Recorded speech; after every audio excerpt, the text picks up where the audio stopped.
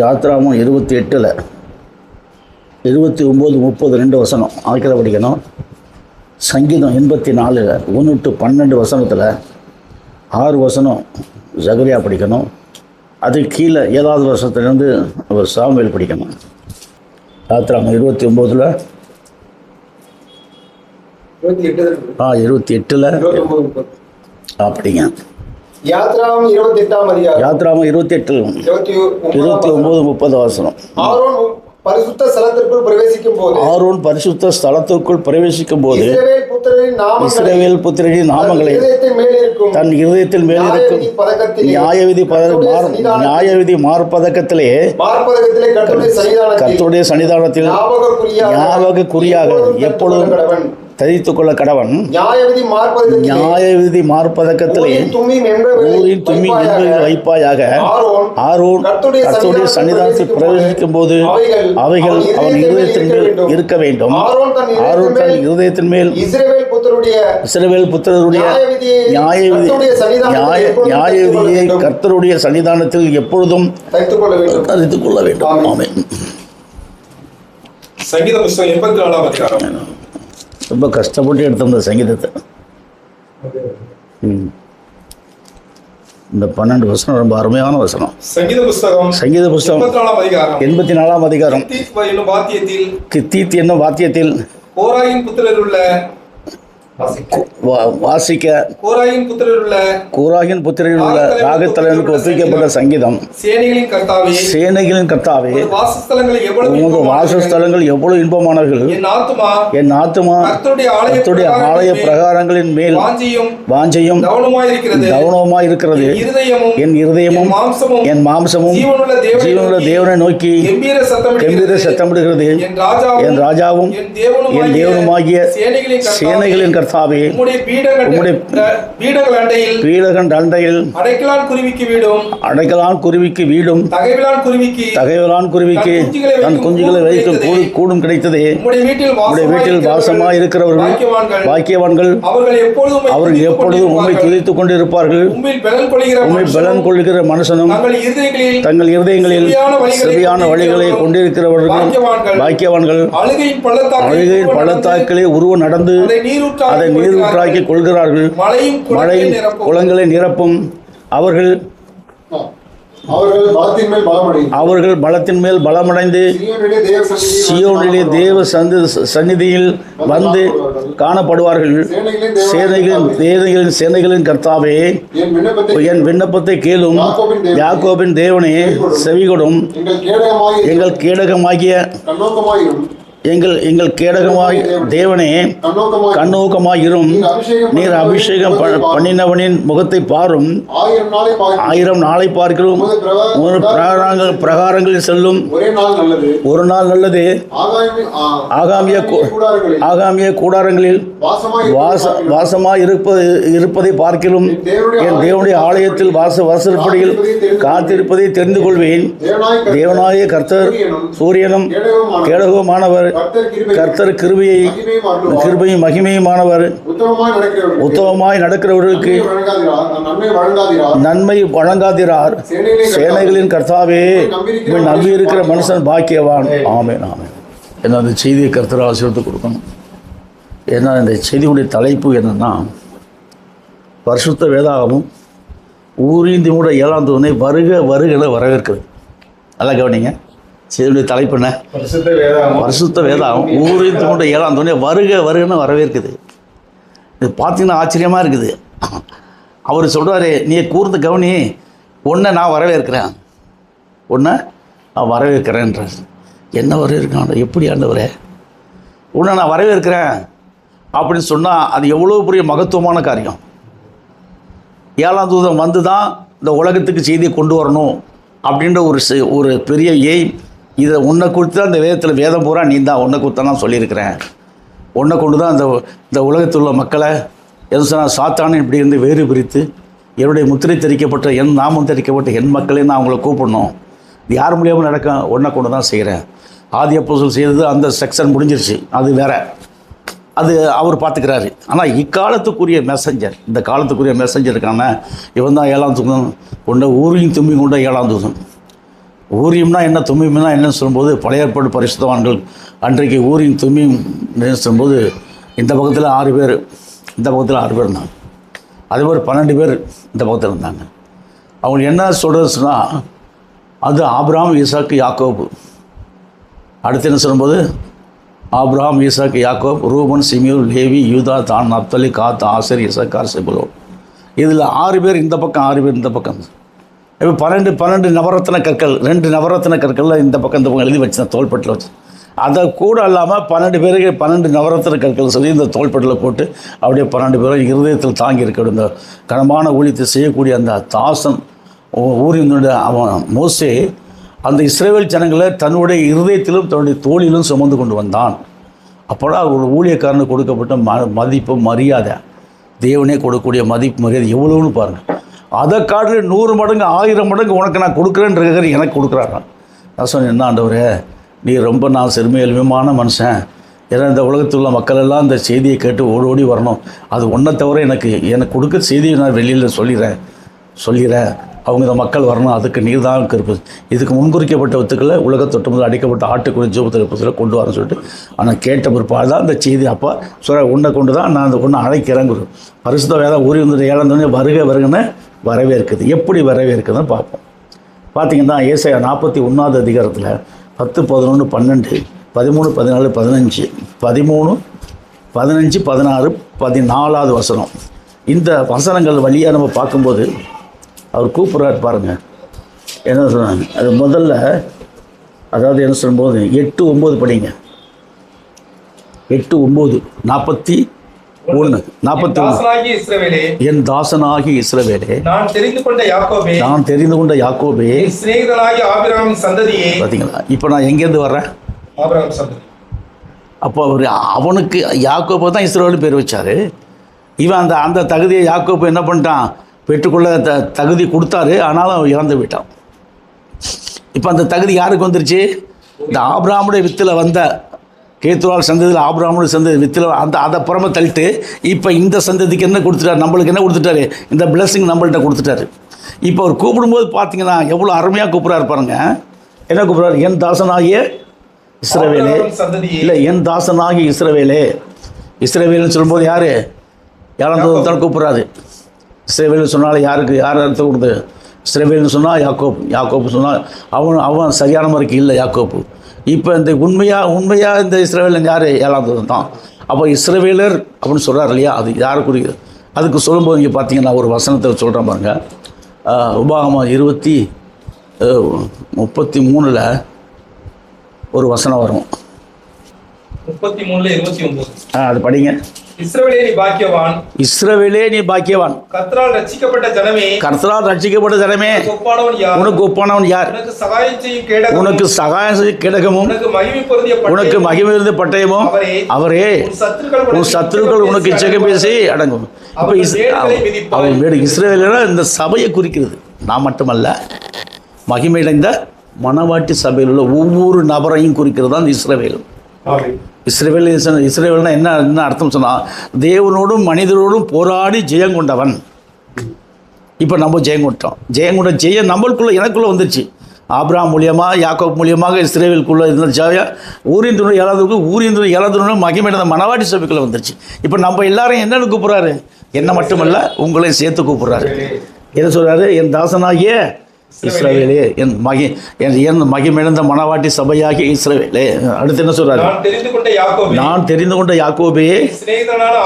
இந்த இடத்துல பார்த்தீங்கன்னா நான் தெரிந்து கொண்ட ஜோஷுவா கமாலியலே, நான் தெரிந்து கொண்ட மகிமையடைந்த மணவாட்டி சபையே வரும். மீனிங் எப்படி பார்த்தீங்களா? நம்மளை உள்ளே சேர்க்குறோம், ஆட்டோமேட்டிக்காக அவரே நம்மளை உள்ளே சேர்க்குறாரு. நான் தெரிந்து கொண்ட ஜோஷுவா கமாலியலே, நான் தெரிந்து கொண்ட மகிமடைந்த மணவாட்டி சபையே. இந்த சத்தியத்தில் வந்த ஒவ்வொருவங்களும் ஒவ்வொரு ஆத்துமாக்களும் அவரால் தெரிந்து கொள்ளப்பட்ட நபர்கள் தான். இல்லாட்டி இங்கே நம்ம என்ன பண்ண முடியாது, ஜாயின் பண்ண முடியாது. அதுதான் தெளிவாக என் சினையினான ஆபிரகாம் சந்ததி. நாம் கேத்துரால் ஆதியாகமம் 25 1-6 பார்த்தீங்கன்னா நாம் யாருடைய சந்ததியாக வரும்? ஆபிரகாமுடைய சந்ததி. கேத்துரால் வித்தில் ஆபிரகாமுடைய சந்ததியாக வரும். கரெக்டாக சொல்லணும். கேத்துரால் வித்தில் ஆபிரகாம் சந்ததி வரணும். அப்புறம் அப்போ ஆபிரகாமுடைய வித்தில் நம்ம கேத்துரால் சந்ததியில் வரும். அப்போ என்ன சொல்லி எவ்வளோ பெரிய ஒரு கிருபையை நம்மளுக்கு லகுவான முறையில் கொடுத்து நம்ம எங்கேயோ கடந்த நம்மளை தூரத்தில் இருந்தோம், நம்மளுக்கும் அவருக்கும் சம்மந்தம் இல்லாதது அப்படியே கொண்டு வந்து சேர்த்து இந்த உலகத்தில் ஒரு நபருக்கும் சொல்ல முடியாத ரகசியங்கள் நம்மளுக்கு சொல்லி நம்மளை பலப்படுத்தி சிறப்படுத்தி உறுதிப்படுத்துகிறாரு. சொல்றாரு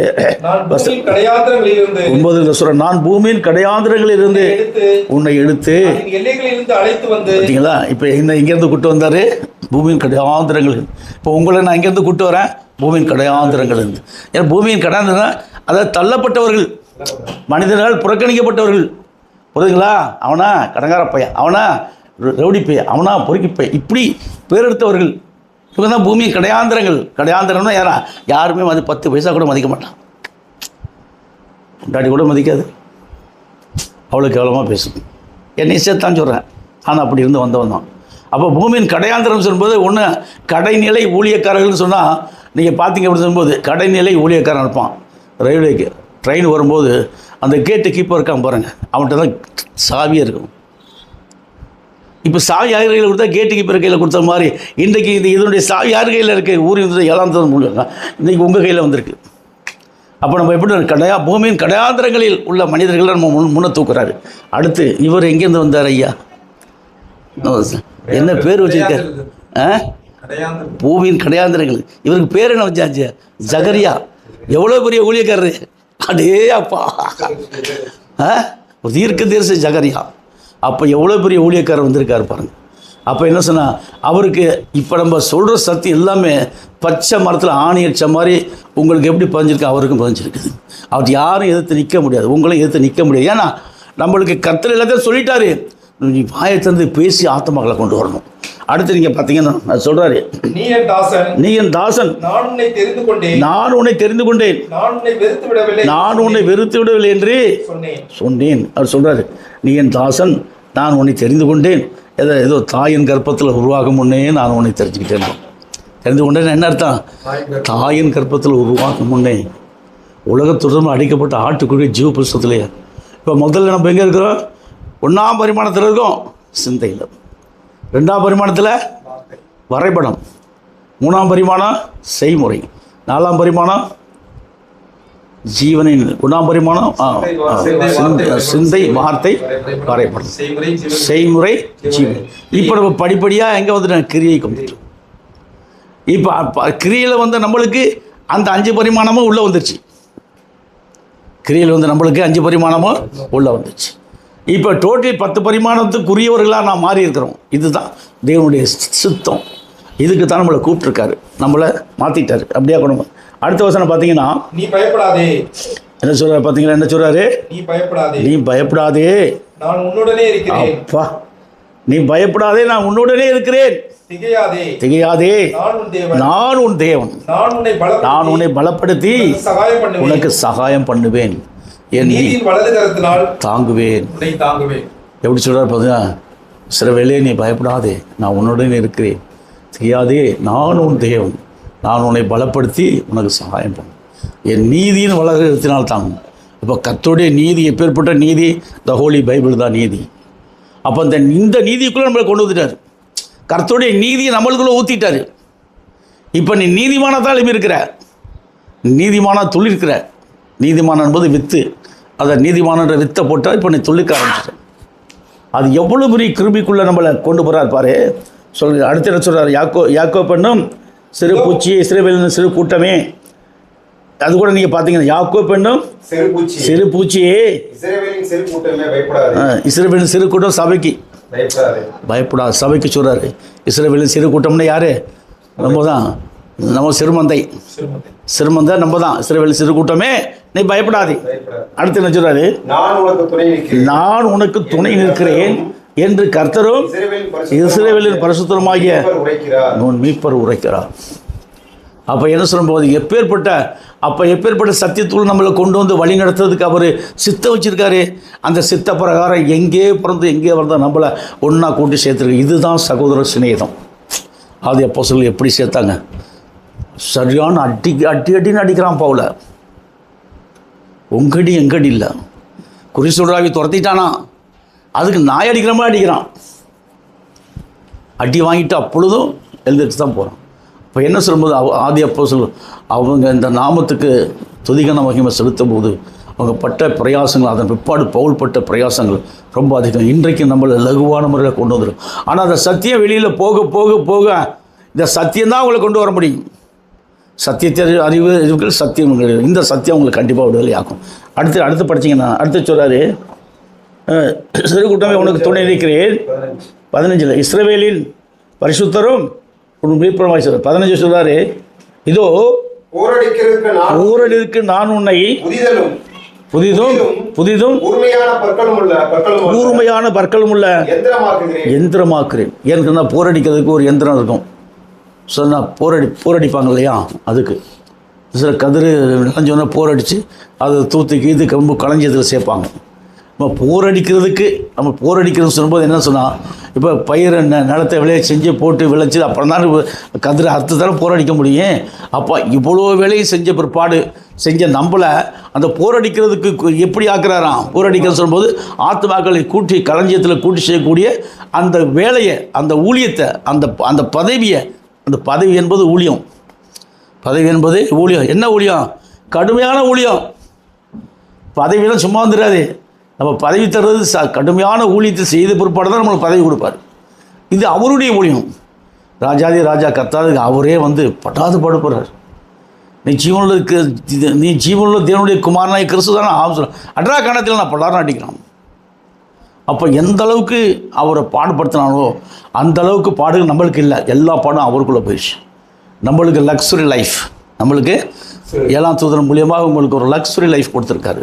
இந்த லைஃபு யாருக்கும் கிடைக்காது. கிடைத்த நீங்கள் பயன்படுத்திக்கிட்டு ஆத்மாவுக்கு ஆதாயம் செய்யணும். அவர் உங்கள்கிட்ட விரும்புகிறது என்ன? ஆத்மா ஆதாயம். சகரியாட்ட விரும்புகிறது என்ன? ஆத்மா ஆதாயம். எப்பேற்பட்ட கிருபையை நம்மளுக்கு தந்திருக்காரு. அப்போ அவருக்கு நான் பணிவுடைய ஊழியக்காரனாக இருக்கணும். நம்ம ஆத்மா ஆதாயம் செஞ்சால் தான் நான் பணிவுடைய ஊழியக்காரனாக அவருக்கு மாற முடியும். அடுத்து என்ன சொல்கிறார் பாருங்க, மலைகள்லாம் என்ன சொன்ன பெரிய பெரிய ஸ்தாபன சபைகளில் உள்ள மாட்டிக்கிட்ட மக்கள் மலைகளை மிதித்து நொறுக்கி சத்தியத்தின் மூலியமாக நொறுக்கி குன்றுகள்லாம் சின்ன சின்ன சபைகள் பதருக்கு. ஏன்னா அவனுக்கு சத்தியம் தெரியாது, ஒரு இளவும் தெரியாது.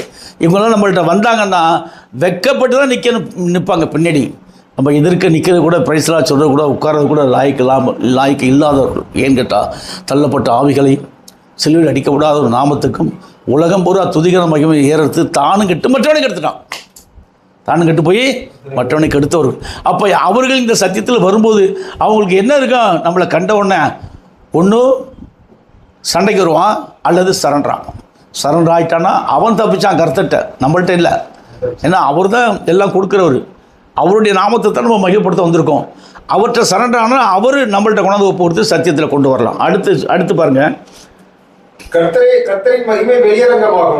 கர்த்தரின் மகிமை வெளியரங்கமாகும். மாம்சமான யாவும் அதை ஏகமாய் காணும். 2வது வசனம் அவைகளை தூற்றுவாய், அப்பொழுது காற்று அவைகளை தூற்றுவாய், அப்பொழுது காற்று அவைகளை கொண்டு போய் சுழல் காற்று பறக்கடிக்கும், அவைகளை பறக்கடிக்கும். நீயோ கர்த்தருக்குள்ளே களி கூர்ந்து இஸ்ரவேலின் பரிசுத்தருக்குள்ளே மேன்மை பாராட்டி கொண்டிருப்பாய். ஏன்னு கேட்டால் நீங்கள் பார்த்தீங்கன்னா இஸ்ரவேலின் தேவனாகிய ஏன்னு சொன்ன அப்போ இப்பேற்பட்ட ஒரு கிருபை, ஒரு பாக்கியத்தை நம்மளுக்கு தந்துட்டார்.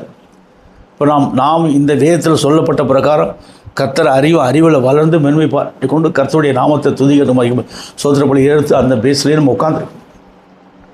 இதில் இல்லாதவர்கள், இந்த சத்தியத்துக்கு வராதவர்கள் இவங்க இதில் என்ன ஆகும் நினச்சி கூட பார்க்க முடியல. ஏன்னு கேட்டால் இன்றைக்கு இவங்க இந்த வேதத்தை வச்சுருக்க, அதாவது இந்த வேதத்தை வச்சுக்கிறாம இருக்கான் பாருங்கள், வேதத்துக்கு புறம்பாக இருக்கான், அவனுக்காச்சும் மன்னிப்பு உண்டு. ஆனால் இந்த வேதத்தை வச்சுக்கிட்டு ஏசுன்ற நாமத்தை ஆராதிக்கிறோம் என்ன இல்லை, மன்னிப்பே கிடையாது. பாருங்கள், என் பிதாவினால் சபிக்கப்பட்டவர்களே உங்களுக்காண்டி ஆயத்து பண்ண அந்த எரியும் கடந்த கடலில் போங்கன்னு சொல்லு. அப்போ இவங்களை பார்த்து என்ன சொல்கிறாரு? இன்னொன்று என்ன சொல்கிறாரு? இப்போ சொன்னேன், எரியும் கந்த கடலுக்கு போங்கன்றாரு. அப்போ என்னென்னா இவங்க சத்தியத்தை அறியாத இந்த மக்களை பார்த்து அவர் சொல்லக்கூடிய ஒரு வார்த்தை, நம்ம சொல்லலை, அவர் சொல்கிறார். அப்போ அந்த வார்த்தை நம்ம வெளியரங்கமாக கொண்டு வரும், நம்ம மேலே நம்ம பேரில் வந்து என்ன சொல்லும்போது நம்ம சத்தியத்தை சொல்லி உள்ளே அவங்கள கூப்பிட்றோம், வரணும் வாங்க வாங்கன்னு சொல்லி கூப்பிட்றோம். வந்தாங்கன்னா தப்பிச்சுக்கிட்டாங்க. இம்மைக்கு மறுமைக்குரிய அவங்களுக்குரிய ஜென்ம கர்ம பாவத்தை நீக்கி 7 தலைமுறையாக இருக்கக்கூடிய மொத்த பாவத்தை நீக்கிடுவார். எத்தனை தலைமுறை? 7 தலைமுறை, 14 தலைமுறை, 49 தலைமுறையில் இருக்கக்கூடிய மொத்த பாவத்தையும் கழுவி பரிசுத்தப்படுத்தி அவனுக்கு அவருடைய முத்திரையை தரிக்க செய்து பரலோகத்தை வித்தா மாதிரி அவருடைய இங்கே உள்ள மகிமையடைந்த மனத்தில் உட்கார வச்சுது. இந்த சபை மறுபடியும் போய் 10,000 வருஷம் இந்த சபை பூமியில் ஊழியம் பண்ணி 10,000 வருஷம் கழித்து மறுபடியும் போய் பரலோகத்து போகுது. போயிட்டு அங்கே போயிருந்து எல்லாம் கருபடியும் அப்படியே டக்குன்னு அங்கே போய் சில மாறுது.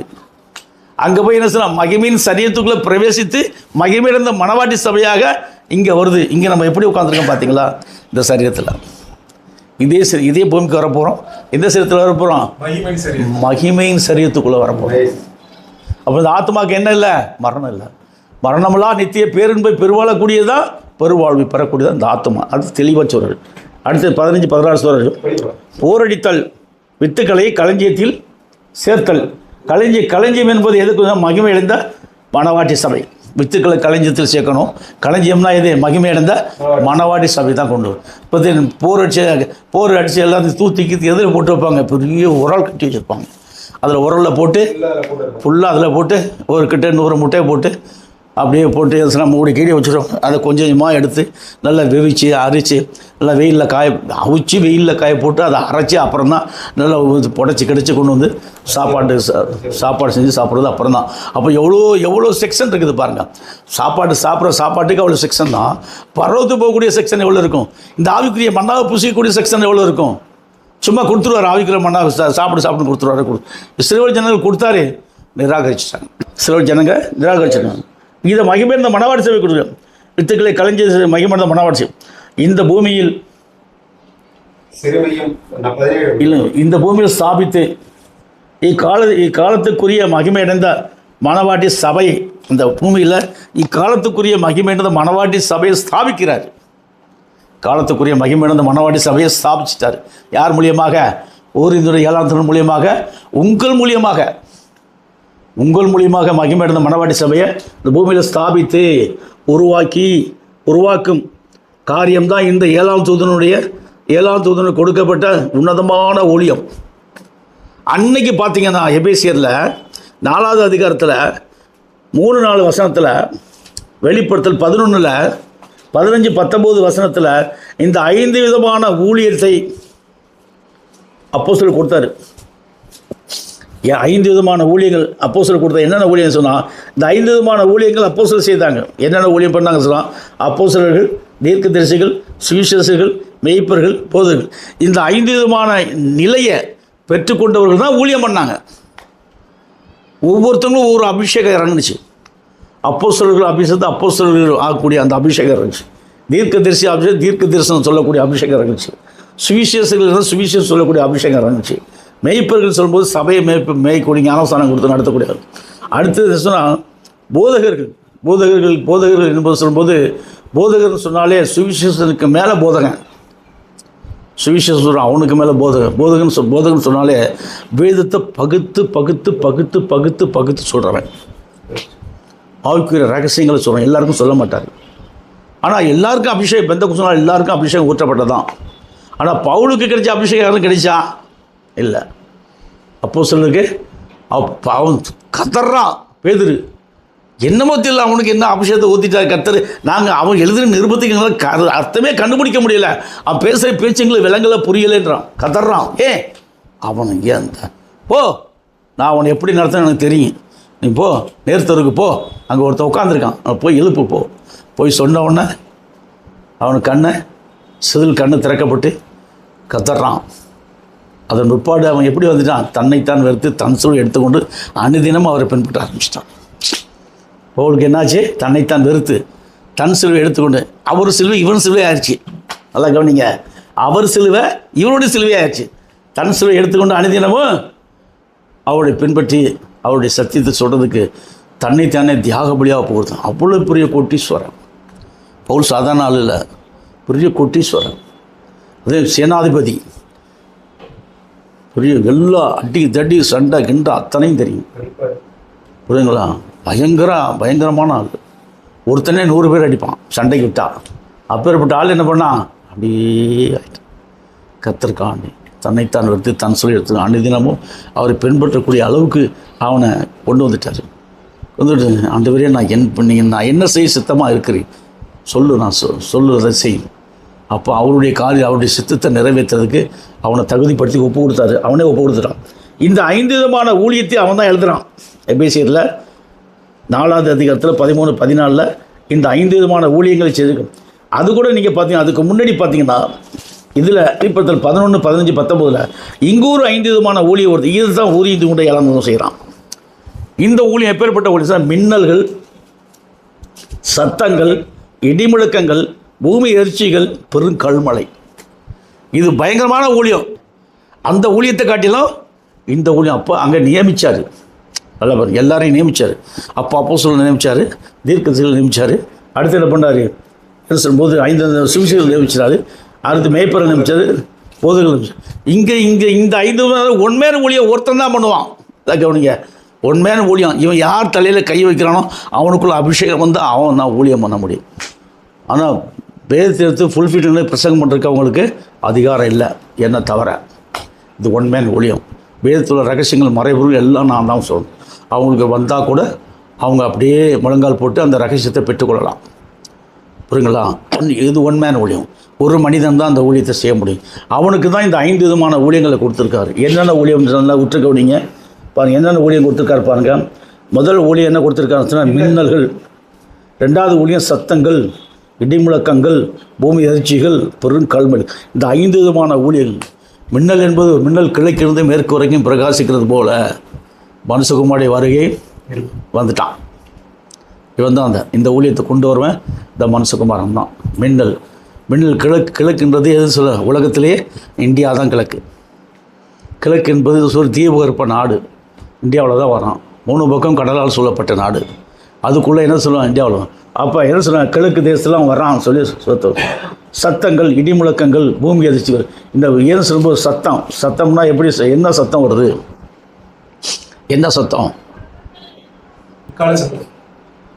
எக்கால சத்தம். என்ன எக்காலம் சொல்லும்போது சுழிப்பட்டி உபதேசத்தை குறித்து அதாவது சத்தங்கள் எல்லாம் இடிமுழக்கம், பூமி அதிர்ச்சி எல்லாம். அதாவது சத்தங்கள் இடிமுழக்கம் சொல்லும்போது சொன்னால் அதாவது இந்த உண்மையான வித்துக்கள் மாட்டிக்கிட்டாங்களே அவங்களை இழுத்து கொண்டு வரக்கூடிய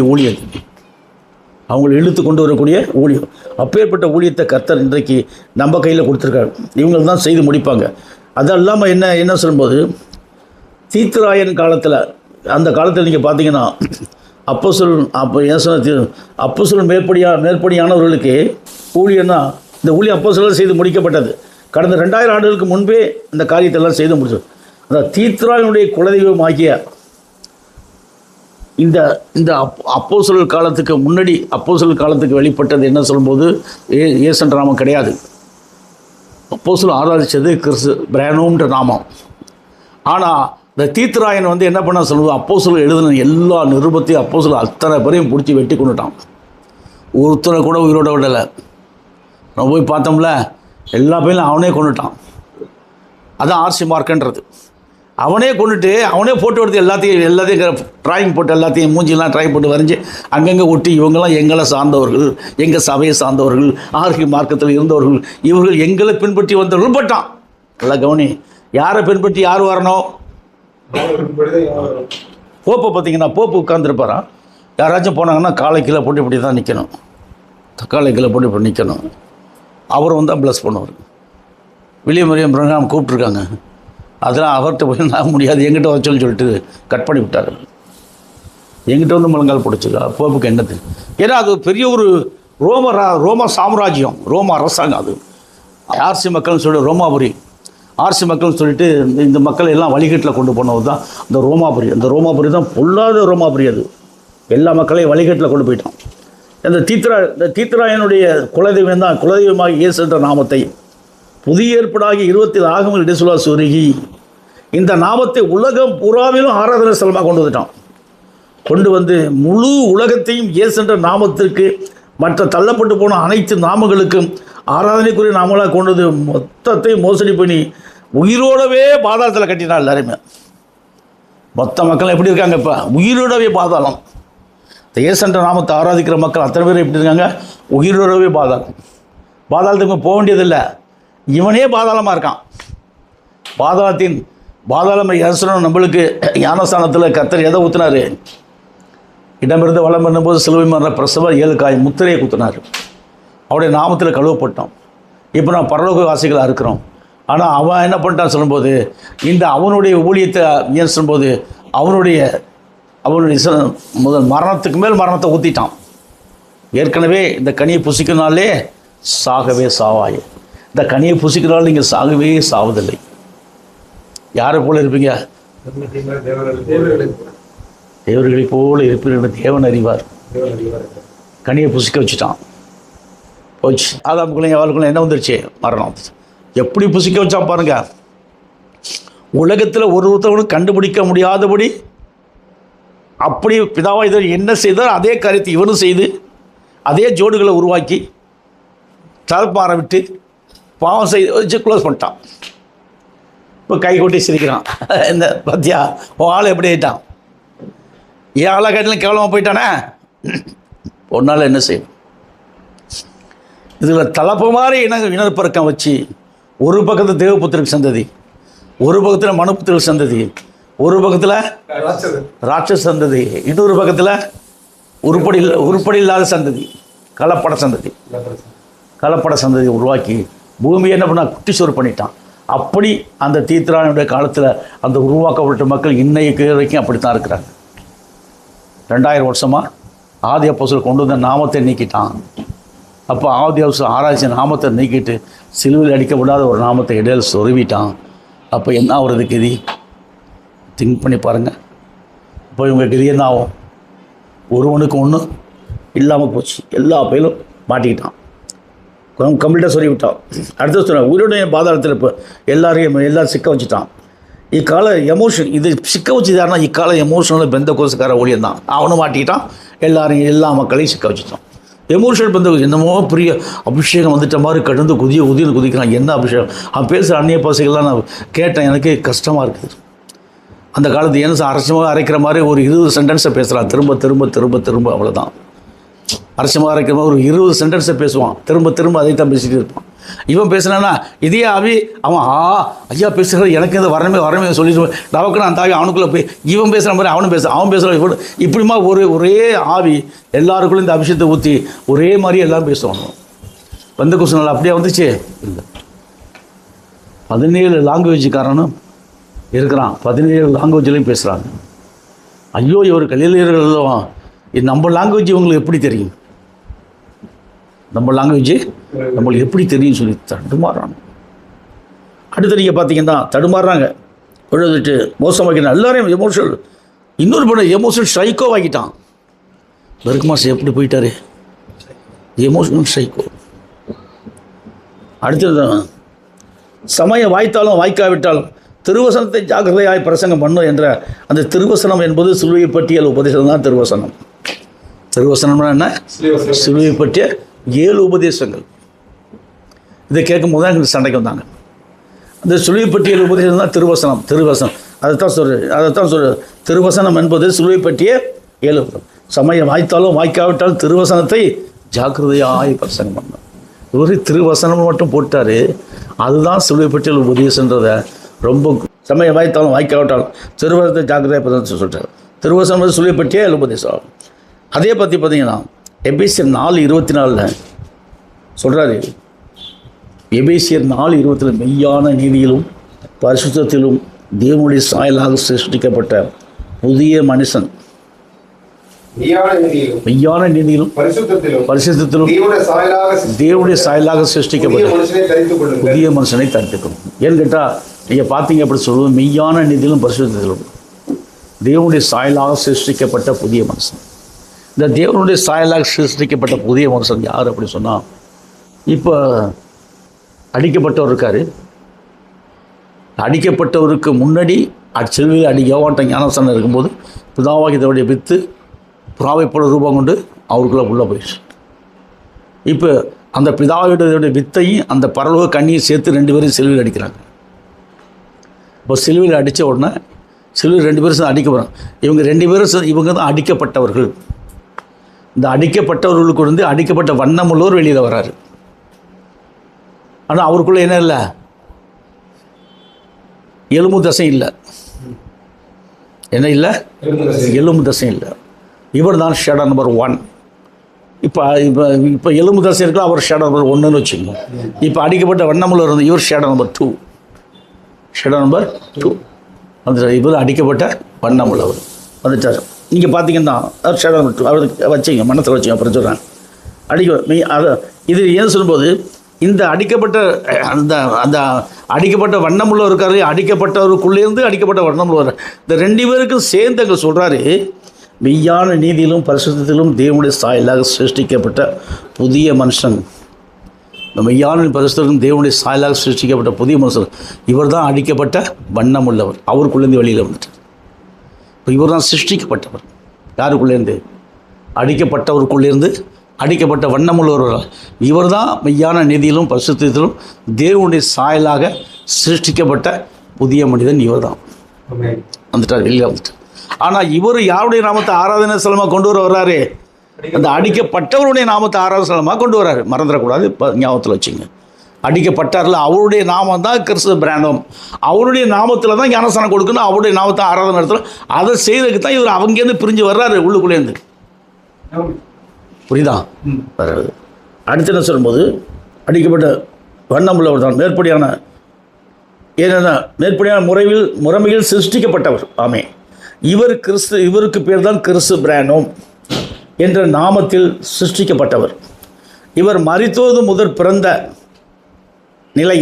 நிலைதான் ஒரிஜினல். இவர் மரித்தோது முதற் பிறக்கிறார் இல்லையா? அதாவது இவர் எப்படி அந்த சிலுவை மரணத்தில் பிறந்தாரோ அந்த நிலை தான் ஒரிஜினல். அதுதான் ஞானஸ்தானத்துக்கு ஒரிஜினல் ஒப்பனையான நிலை. புரியுதா? அதுதான் ஞானஸ்தானத்துக்கு ஒரிஜினல் ஒப்பனையான நிலை.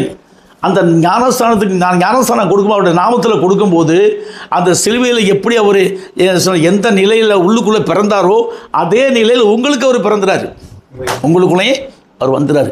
இப்போ நீங்கள் யாரை தெரிஞ்சுறீங்க? மெய்யான நீதியிலும் பரிசுத்திலும் தேவனுடைய சாயலாக சிருஷ்டிக்கப்பட்ட கிறிஸ்து புதிய மனிதனாகி கிறிஸ்துவை ஞானஸ்தானத்தின் மூலியமாக உங்களுக்கு தெரிச்சாச்சு. அப்போ நீங்கள் யார்? தேவபுத்திர சந்ததி உங்களுக்குள்ளே வந்துருச்சு.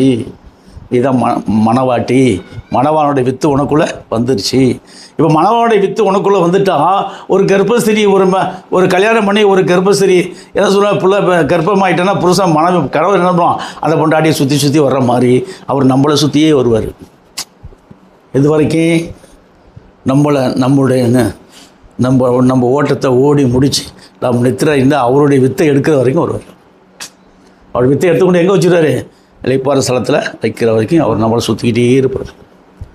இது அதாவது சொன்னால் ரகசியத்திலும் ரகசியமாக இருக்கும், யாருனாலையும் கண்டுபிடிக்க முடியாது.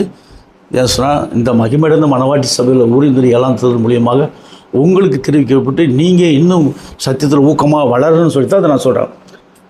ஞானஸ்தான நிலை, அதாவது சிலுவை மரணத்தில் மரித்தோடு முதற் பிறந்த நிலை, மேற்படியான நிலை பெனோமின் நாமத்தில் இருக்கின்றது. மேற்படியான கிறிஸ்து பெனோமின் நாமத்தில் அப்போஸ்தலர் 2:32 தண்ணீர் முழுக்க ஞானஸ்தானம் ஒவ்வொரு ஆத்மாக்களும் எடுக்கும்போது எபேசியர் 4:24 படியான நிலையை தரித்து கொள்ளும். எபேசியர் 4:24 என்ன சொல்லுது? ஐயா பரிசுத்தத்திலும் தேவனுடைய சாயலாக சிருஷ்டிக்கப்பட்ட புதிய மனுஷனை தரித்து ஞானஸ்தானம் எடுக்கும்போது உங்களுக்கு கொடுக்கும்போது அது நீங்கள் எடுக்கும்போது உங்களுக்குள்ள அந்த நிலை வந்துடுது.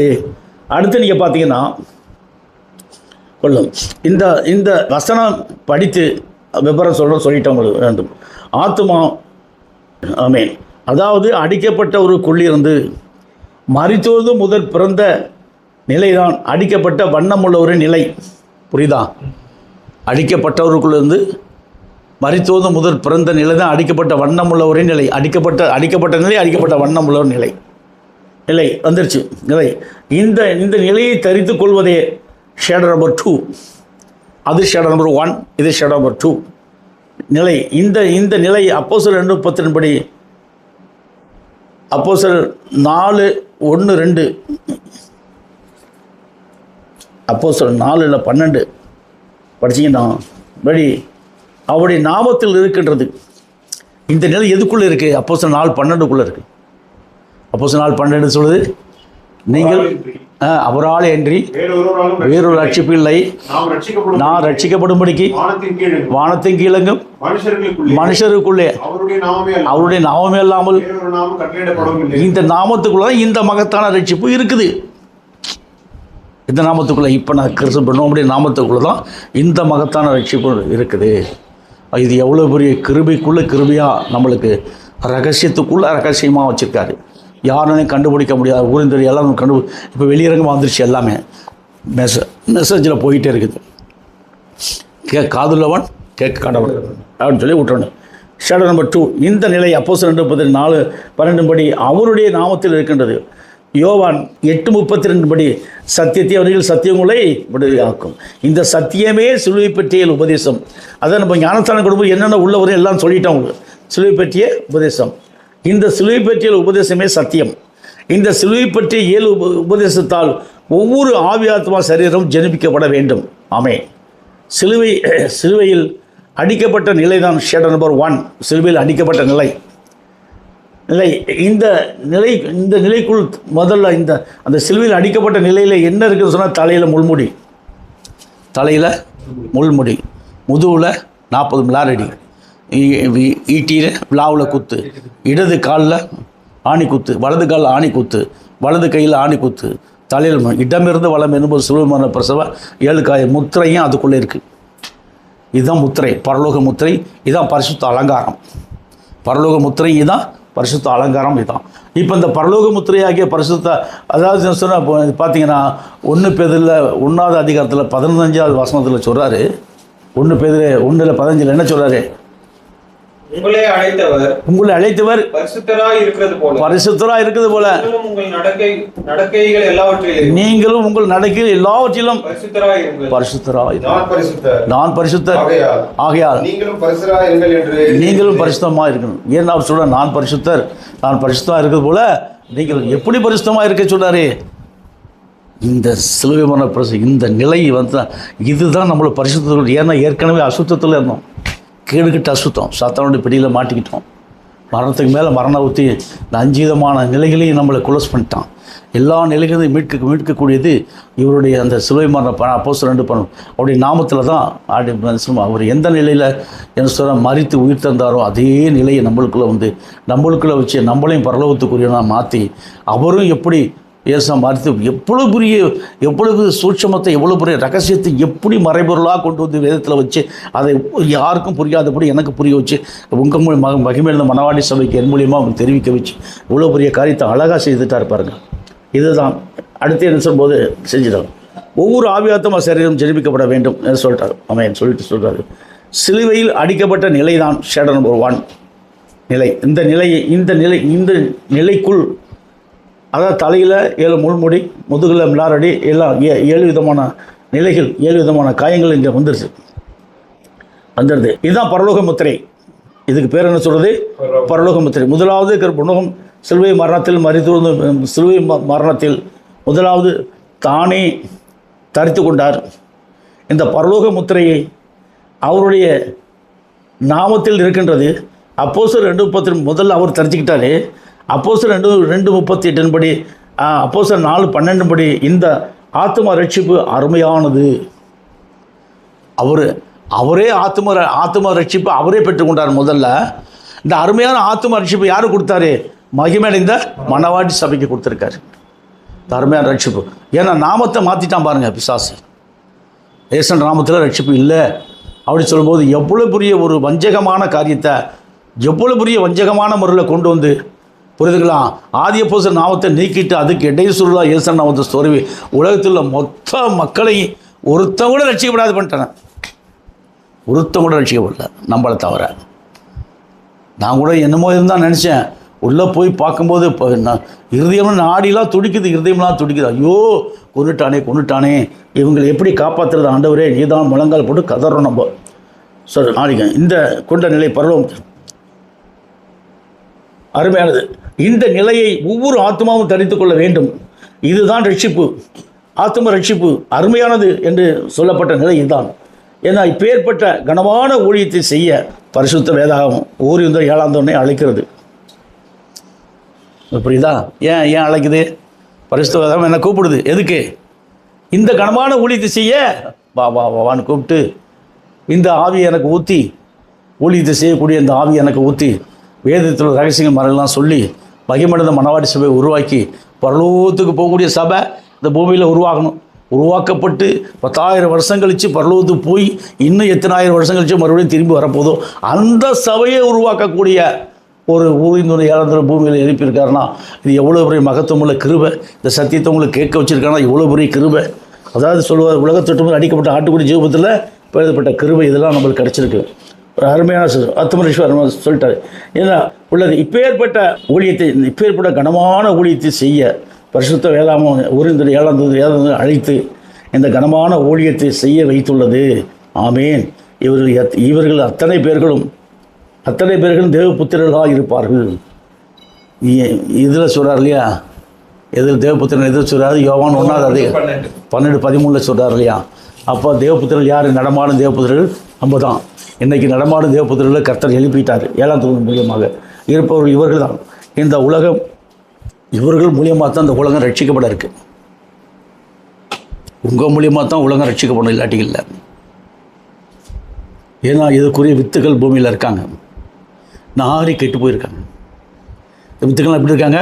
நாரி கெட்டு போய் ஒருவனும் ரட்சிக்கப்படல. ஏசன் நாமத்தில் ரட்சிப்பில்லைன்னா போச்சு, உலகமே போச்சு. அப்போ இவன்லாம் ஏன் கடந்து குதிக்கிறான்? அதில் என்ன? சந்துக்கு சந்து சபை, இங்கே இந்த சந்தில் ஒரு சபை, அந்த சந்தில் ஒரு சபை, எல்லாம் ஏசன் நாமத்தை இவன் குறை சொல்லுவான், அவன் குறை சொல்லுவான், அவனை குறை சொல்லுவான். சத்தியம் அறிய முடியாதபடி ஒரு சகோதர சிறிதமும் இல்லாமல் போச்சு. கிறிஸ்துவின் அன்பு இல்லாமல் போச்சு. நான் வெறும் வாயில் தான் அரைக்கிறாங்க, எல்லாம் வெறும் வாயில் தான் அரைக்கிறாங்க, வெறும் வாயில் தான் கொட்டுறாங்க. ஒன்றுமே அங்கே இல்லாமல் போச்சு. அதை 1 பேதுரு 1:15 சொல்லப்பட்ட பிரகாரம் நான் பரிசுத்தர் இருக்கிறேன், நீங்கள் எல்லாரும் நீங்களும் பரிசுத்தர். அதே மாதிரி உபாகம் 4:7 சொல்கிறாரு பாருங்க. உபாகம் 4:7 சொல்கிறாரு, நாம் கர்த்தராகிய நம்முடைய தேவனாய கர்த்தரை நாம் தொழுகிற போதெல்லாம் அவர் நமக்கு சமமாக இருக்கிறது போல தேவனை இவ்வளோ யாருப்பா? உங்களை தவிர யாராச்சும் இருக்காங்களா? உங்களை தவிர யாராச்சும் இருக்காங்களா? நாம் நம்முடைய தேவனாய கர்த்தரை தொழுது கொள்ளும் போதெல்லாம் அவர் நமக்கு சமீபமாக இருக்க தேவனை இவ்வளோ சமீபப்பட்டிருக்க வேறையே பெரிய ஜாதி இல்லை, யாருமே இல்லை. அவர் சொல்லிவிட்டு உங்களை எப்படி ஆசீர்வதிக்கிறார் பாருங்கள். நீங்கள் எப்பேற்பட்ட ஆசீர்வாதத்துக்குள்ள மக்கள்னு அதை சொல்லும்போது இன்னும் ரொம்ப ஆச்சரியமாக இருக்குது. ஆள் எழுது 33:29 சொல்கிறாரு, இஸ்ரவேலே பார்த்தீங்களா? இப்போ இந்த வசனத்தை இங்கே கொண்டு வர்றாரு. இந்த முறையே சொன்னேன். இப்போ இப்படி ரட்சிக்கப்பட்டவங்க யார்? இவங்க தான் இஸ்ரவேலர்கள். யாக்கோபே இஸ்ரவேலே என்றார். அப்போ அவனுக்குள்ள ஆசீர்வாதங்க இல்லை. அப்போ அங்கே அதுதான் சொல்கிறாரு, ஏன் சொன்னால் கேத்துரால் சந்ததியில் கொண்டு வந்துடும் சொல்லிவிட்டு கேத்துரால் சந்ததியில் அப்படின்னா வித்தில் அந்த ஊரின் 7ஆம் தூதன் எழுப்பி அவன் மூலியமாக புறஜாதி மக்களுக்கு வந்துடுச்சு. நல்லா கவனிங்க. அதோட கட்டு, இதோட கட்டு, அப்போஸ்தலர் கட்டு. இப்போ இந்த புறஜாதி மக்களுக்குள்ளே இந்த புறஜாதி மக்களுக்குள்ளே வந்து இவங்களுக்கு தான் முதற் பலன். இவங்களுக்கு தான் முதற் பலன். இந்த 12 சீசர்கள் வர்றாங்க இல்லையா? உங்களுக்கு உனக்கு பின்னாடி 12, இவருக்கு பின்னாடி 12. இப்போ 5 பேர் இருக்கோம்னு வச்சுங்க. இப்போ 4 பேர் இருக்க, 4 பேர் 12,000 பேரை கொண்டு 12 பேரை கொண்டு வந்துட்டீங்கன்னு சொன்னால் அப்போ அப்படியே பெருகிட்டே போகும். அப்போ 12,000 பேர் என்ன 12 × 12 என்ன சொல்லும்போது அப்படியே பெருக சபை பெருகும்போது என்ன ஆகுது? ஆத்துமாக்கள் வரும். அப்படித்தான் இந்த சபை நமக்கு சபை. நம்ம என்ன பெரிய ஜாதி இல்லைன்னு சொல்லிட்டார் இல்லையா? அடுத்து இந்த உபாகமம் 33:29 சொல்லும்போது இஸ்ரவேலே நீ பாக்கியவான், கர்த்தரால் ரட்சிக்கப்பட்ட ஜனமே உனக்கு ஒப்பானவன் யார்? உனக்கு சகாயம் கேடகமும் உனக்கு மகிமை இருந்த பட்டயமும் அவரே. உன் சத்துருக்கள் உனக்கு இச்சகம் பேசி அடங்குவார்கள். நீ மிதிப்பாய். மேடுகள் என்பது மேடுகள்னா என்ன? மேடுகள்லாம் என்ன? பொய்யும் பொருட்டும். மேடுகள்லாம் என்ன? பொய்யும் பொருட்டும்.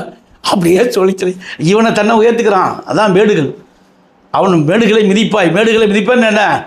அப்படியே மேலே போய் நிற்பான் பாருங்க. எங்கள் 7 தலைமுறை 3 தலைமுறை 4 அவன் மேடுகள். இதான் ஜீவனத்தில் பெருமை. இந்த பெருமை தான் மேடுகள். மேடுகள் என்பது எது குறிக்குது? என்ன ஜீவனத்தில் பெருமை? ஊழியத்தின் பாதையில் பெருமை, ஊழியத்தின் பாதையில் ஜீவனத்தில் அதில் பெருமை காட்டுவாங்க. எங்கள் தாத்தா ஆரம்பித்தது இப்போ பேரை நடத்துகிறாராம். மதுரையில் ஒரு சபை, கம்பத்தில் ஒரு சபை, மதுரையில் 4 சபை, இங்கே 7 சபை, அங்கே 7 சபை. இதுதான் மேடுகள். இந்த மேடுகள்லாம் என்ன போகும்? நிர்மூலமாகி நாசமாகி ஒன்றுமாய் அழிஞ்சு போயிடும். குன்றுகளை மிதிக்கிறது, மேடுகள் குன்றுகள் எல்லாம் இதான். அப்போ கர்த்தர் சும்மா இருப்பாரா? கொன்னுருவா இருக்கணும். கர்த்தர் சும்மா இருக்க மாட்டார், சாவடிச்சிருவார். ஏன்னு கேட்டால் இந்த மாதிரி நயவஞ்சகமான ஆவிகள் இந்த பூமியில் ஊற்றப்பட்டு நயவஞ்சகமான மனிதர்கள் எழுப்பி என்ன பேசினா வஞ்சகமாக பேசுவான். உள்ளொன்று வைத்து புறமொன்று பேசுவான். எதை பேசினா உண்மை பேச மாட்டான். புரியுங்களா? எதை பேசினா இங்கிட்டு ஒன்று சொல்லி அங்கிட்டு சொல்லி அங்கிட்டு சொல்லுவோம். அப்போ இவனுடைய கண்களில் என்ன? மாம்சத்தின் இச்சை, ஜீவனத்தில் பெருமை. இன்னொன்று கண்கள் இச்சை, ஜீவனத்தின் பெருமை. கண்கள் இச்சை பார்த்தோன்னே இச்சை வந்துடும் அவனுக்கு. கண்கள் மூலியமா உள்ளே போயிடுது இச்சை. ஜீவனத்தில் பெருமை, மாம்சத்தில் கண்கள் இச்சை, ஜீவனத்தில் பெருமை, மாம்சத்தில் இச்சை. அதாவது மாம்சத்தில் இச்சை யாருக்கும் வரக்கூடாது. அதாவது என்ன சொல்கிற, முதல்ல இந்த காரியங்கள் எல்லாத்தையும் கம்ப்ளீட்டாக கர்த்தர் எடுத்து தான் நம்மளை உருவாக்கும். ஆனால் இந்த சத்தியத்தை கேட்குறவங்க ரொம்ப பரிசுத்தமாக ஜீவிக்கணும். ரட்சிக்கப்படாத மனைவிட்ட கூட போகக்கூடாது. நான் மறுபடியும் உன்னை பின்னோக்கி இழுத்துரும். அந்த இது மறுபடியும் சத்தியத்தை கேட்டு அப்படி இப்படி தடுமா வந்த கூட இழுத்துரும். அப்போ தன்னைத்தான் வெறுத்து தன் சொல்லை எடுத்துக்கொண்டு அனிதினம் என்னை பின்பற்றக்கூடிய அந்த நிலையே போய்க்கிடுவான் பிசாசு, கொண்டு வருவான். பிசாசு தந்திரமானவன் பிசாசு. எந்த வழியில் நம்ம மோசம் பார்க்க முடியுமோ அந்த வழியில் மோசம் பார்க்குறோம். அதுதான் சொல்கிறேன், நான் பரிசுத்தர்கள் நீங்கள் உங்கள் எல்லா நடக்கையிலும் பரிசுத்தமாக இருங்கள் சொல்லி. அப்போ நம்ம போகும்போது வரும்போதெல்லாம் பல விதத்தில் எப்படியாச்சும் சண்டை இழுத்து எதுமாச்சும் பண்ணி நம்மளை எல்லா விதத்திலும் வழிகேட்டில் கொண்டு போகிறதுக்குரிய அந்த வழிமுறைகளை பிசாசு ஈஸியாக கொண்டு வந்துடும். அதனால அந்த குடும்பத்தோடு ரட்சிக்கப்படணும். இப்போ ஒன்றும் இல்லை, ஆனால் எனக்கு மட்டும் தனியாக கூப்பிட்டு ரட்சிப்பை கொடுத்து எனக்குள்ள சத்தியத்தை ஊற்றி கொண்டு வந்துட்டார். என் பிள்ளைகள் இருக்க மனைவியை ரட்சிக்கப்பட செத்து போச்சு. பிள்ளைகளும் என்ன கதி ஆகுமோ? பிள்ளைகளும் நம்ம பேச்சு கேட்குற மாதிரி இல்லை, ஆனால் நிச்சயமாக கேட்பாங்க. அதுக்கு ஒரு நாள் வச்சுருக்காரு. எப்போ? உங்களுடைய ஜெபத்தின் மூலியமாக. உண்மையான ஜெபம் பிணியாளியே. இந்த உண்மையான ஜெபம் சக்கரியாவுக்குள்ளே இருக்கா? அந்த உண்மையான ஜெபம் ஆக்கிலாக்குள்ளே இருக்கா? அந்த உண்மையான ஜெபம் நம்ம என்ன அவர் பேர சாமியலுக்குள்ளே இருக்கா? தீர்க்கதரிசிக்குள்ளே, ஸ்ரீமனுக்குள்ளே இருக்கா? சபையில் இருக்கு. அப்போ என்ன சொன்னால், அந்த உண்மையான ஜெபம் முழங்கால் போட்டு கண்ணீரோடு ஜெபிக்கும் போது, இன்றைக்கி அந்த பரிசுத்தவான்கள் எங்கள் வீட்டில் காலை வச்சதுனால எல்லோரும் கூப்பிட்டு போனோம்ல, 2-3 ஆட்டோவில் கூப்பிட்டு போனோம். எல்லாருமே கூட்டிகிட்டு போய் எல்லோரையும் ஜெபம் பண்ண வச்சோம். இன்றைக்கி அந்த இடத்துல அப்துல் பாரி வீடு கட்டியிருக்கான். அங்கே பொறுமையாக கூட்டிகிட்டு போகிறேன், அவனே வந்து கூப்பிடுவான். அப்போ தான் நீங்கள் வர அந்த இடத்துல வீடு கட்டியிருக்கான். அந்த இடம் நம்ம கைவிட்டு போயிருமோன்னு தான் நினச்சேன், ஆனால் போகல. அந்த இடத்துக்கு பணம் கொடுத்து வாங்கினதே நான் தான். 25,000 ஒரு பிரதர் கொடுத்தாரு. அப்படியே ஒய்ஃப்கிட்ட கொடுத்தேன். அது கொஞ்சம் பணம் போட்டு அந்த இடத்துல இன்றைக்கி அந்த இடத்துல எனக்கு பங்கு இல்லை, பாகம் இல்லை, பங்கும் இல்லை. எனக்கு பரவாயில்ல, நீங்கள் நல்லா இருந்தால் சரி. அது எதுக்கு சொல்ல வரேன்னா, இந்த நாள் ஒரு விசேஷித்த நாள். நம்மளுக்கு கொடுக்கப்பட்ட இந்த நாளில் கர்த்தர் எவ்வளோ பெரிய காரியங்கள் நம்ம சொல்லிட்டு வராரு பாருங்க. அடுத்து எருபாய்க்கு சொல்லிட்டாரா? எல்லாத்தையும் முடிச்சு சொல்கிறாரு. சகாயம். இப்போ பார்த்தீங்கன்னா, இப்போ தாவீது வந்து இஸ்ரவேல் ஜனங்களுக்கு பெரிய ஒரு பிளஸ்ஸிங்கை கொண்டு வரான். தாவீது என்ன கொண்டு வரான்? இஸ்ரவேல் ஜனங்களுக்கு பெரிய பிளஸ்ஸிங். இதில் பார்த்தீங்கன்னா 1 நாளாகமம் 29 இந்த வர நான் எடுத்துக்கிறேன். 576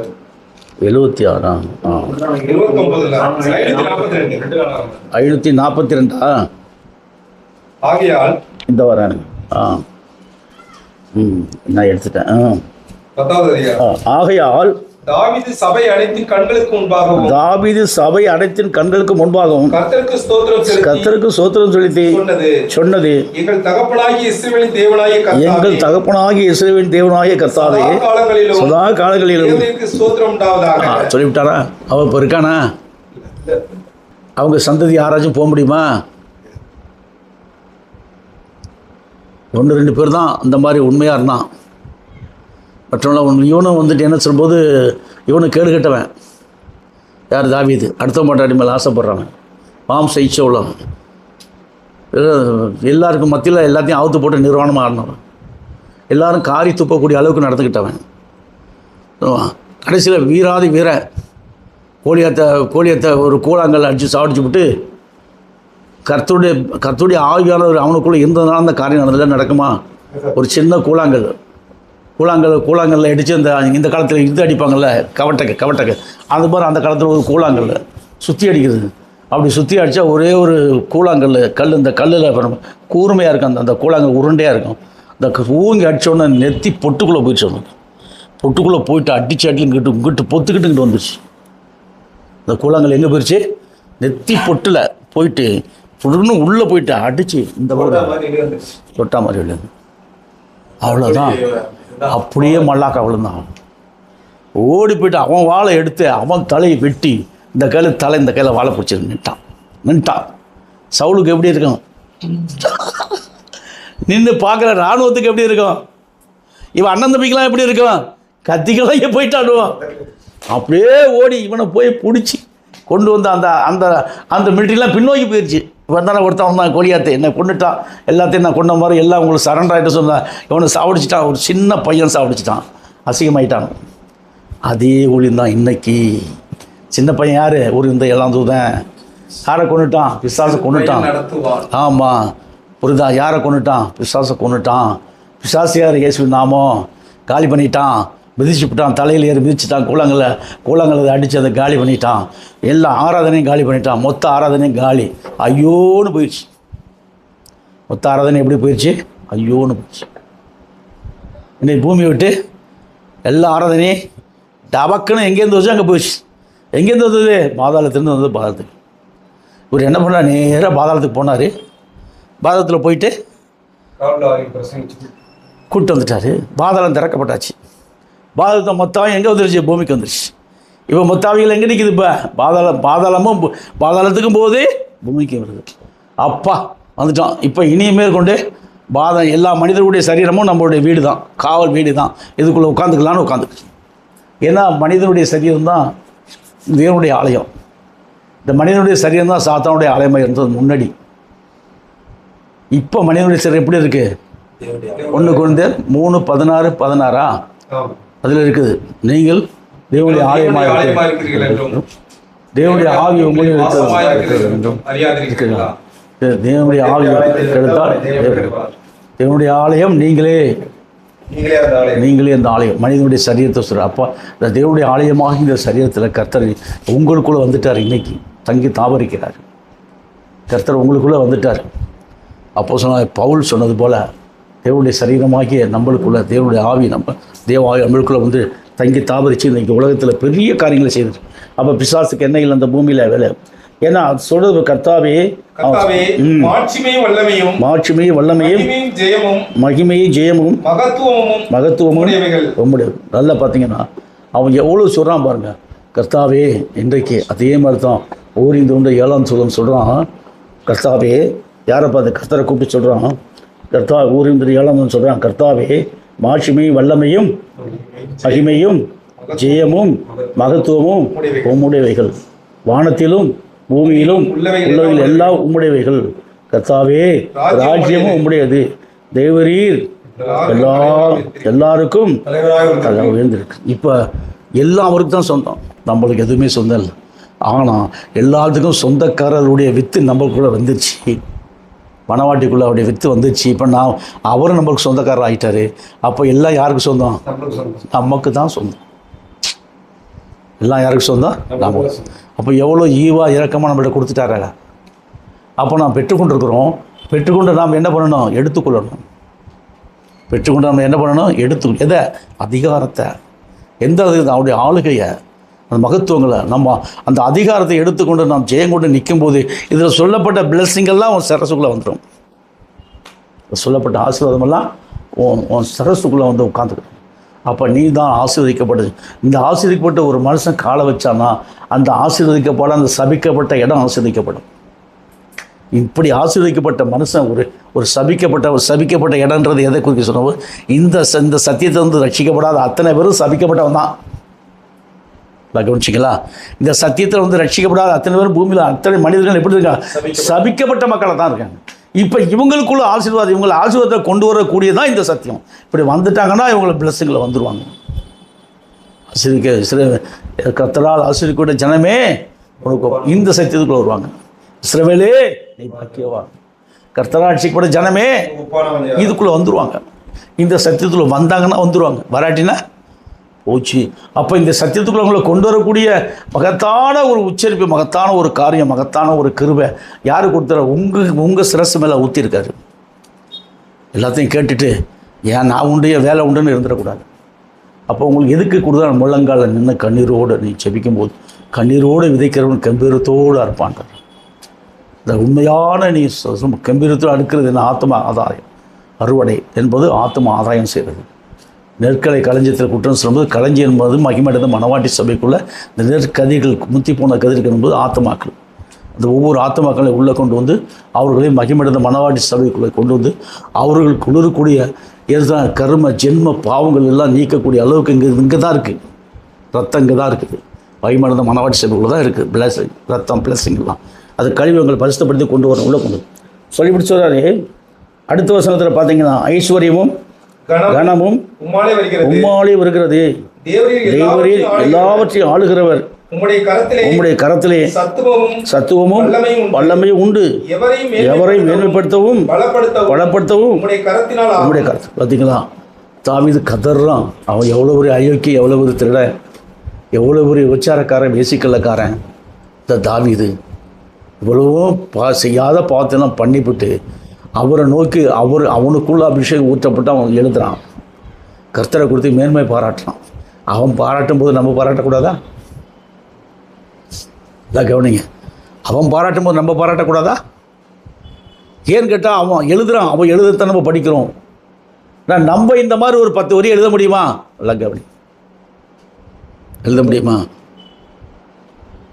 நம்ம இந்த மாதிரி ஒரு 10 வரியை கர்த்தருக்கு எழுத முடியுமா? ஒரு நாள் ஒரு லெட்டர் எழுதுன ஒரு ஆளுக்கு, ஒரு நாள் ஒரு லெட்டர் எழுதுனேன். யாருக்கு? அண்ணா நகரில் ஒரு ஆளுக்கு ஒரு லெட்டர் எழுதி போட்டேன். லெட்டரை படிச்சுட்டு நொந்து போயிட்டான் மனுஷன். அப்புறம் தனியாக உட்காந்து ஒரு அந்த இதில் எக்மோர் பிரிட்ஜ் வருது இல்லையா, அது கீழே இறக்கத்தில் ஒரு சர்ச்சுக்கு லெட்டர் செய்யலாம், அங்கே தான் உட்காந்து பைபிள் படிப்பேன். உட்காந்து லெட்டர் எழுதி போட்டு உட்காந்து பைபிள் படிக்கும்போது அந்த பைபிள் படிக்கிறத அவர் பார்த்துட்டார். காரில் போகிறார். காரை நிப்பாட்ட சொல்லிட்டு ஓடியாது என்னை கட்டி பிடிச்சிக்கிட்டார். யோசுவா கமாலியல், உன்னை ரொம்ப பாராட்டுறேன். இந்த மாதிரி ஒரு லெட்டரை யாரும் எழுதுனதில்லை என் லைஃப்பில். இப்படி ஒரு லெட்டரை வேத பிரகாரம் நீங்கள் எழுதி நீ உயிரோட்டமுள்ள தேவன் உங்களுக்குள் இருக்கிறார் என்பது ப்ரூவ் பண்ணிட்டீங்கன்னு சொல்லிட்டு என்னை கட்டி பிடிச்சி எனக்கு 1000 ரூபா காணி கொடுத்துட்டு ஜெபம், அவர் எங்கிட்ட ஜெபம் பண்ணிட்டு போகிறார். கர்த்தர் எப்படி எனக்கு காணி கொடுக்குறாரு பார்த்தீங்களா? இந்த மாதிரி தான் கொடுப்பாரு. ஏன்னா நான் உண்மையாக இருக்கிறதுனால, கொஞ்சத்தில் உண்மையிலே அநேகத்துக்கு அதிகாரம். நான் உண்மையாக இருக்கிறேன். அதே மாதிரி நீங்களும் ஆத்மா சேர்க்கிறதில்ல, ஆத்மாவுக்காண்டி போராடுறதில்ல, நீங்கள் ஆத்மாக்காண்டி போராடும்போது கர்த்தர் உங்களுக்குள்ள உங்களோட உண்மைத்துவத்தை பார்த்து உங்களுக்கு முன்னாடி அவர் போயிடுவார். பிசாசை ஜெயம் கொடுறதுக்கு அவரை பார்த்து ஓடிடுவான். யோபுக்கு என்ன சொன்னார்? யோபுக்கு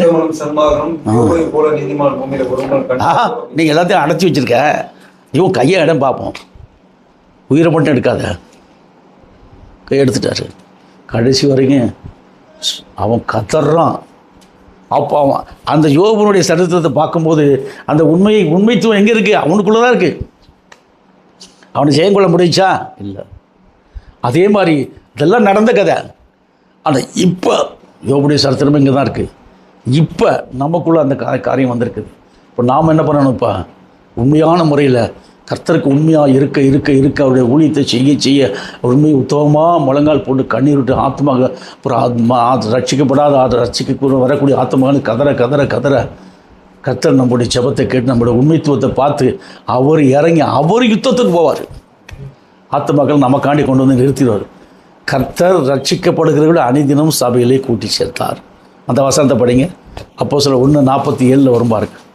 கர்த்தர் ரட்சிக்கப்படுகிறவர்கள் அனைதினம் சபையிலே சேர்த்து கூட்டி சேர்த்தார், சேர்த்து கொண்டு வந்தார். என்ன சொல்லியிருக்கு பாருங்க.